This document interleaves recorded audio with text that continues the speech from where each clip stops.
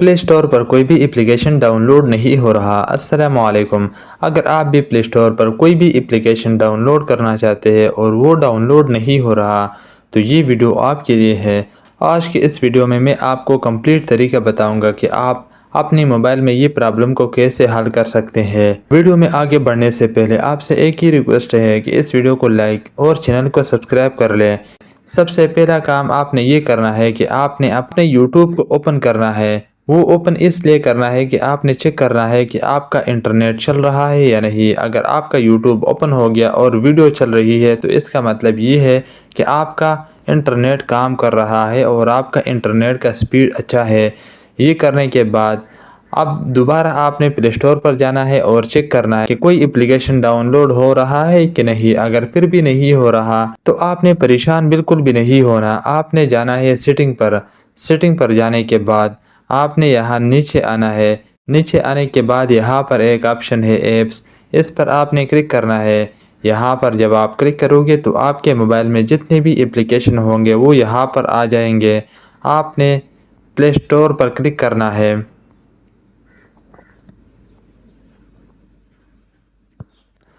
پلے store پر جانے کے بعد آپ نے اسٹوریج پر کلک کرنا ہے۔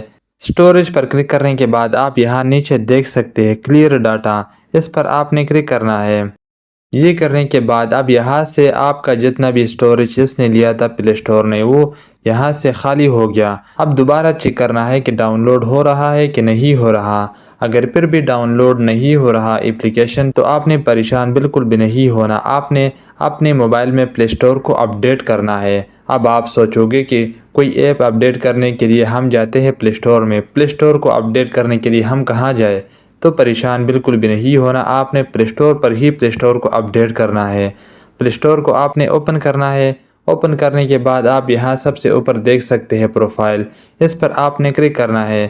جب آپ پروفائل پر کلک کرو گے تو آپ یہاں نیچے دیکھ سکتے ہیں سیٹنگ، سیٹنگ پر آپ نے کلک کرنا ہے۔ سیٹنگ پر کلک کرنے کے بعد یہاں نیچے ایک آپشن ہے اباؤٹ، اس پر آپ نے کلک کرنا ہے۔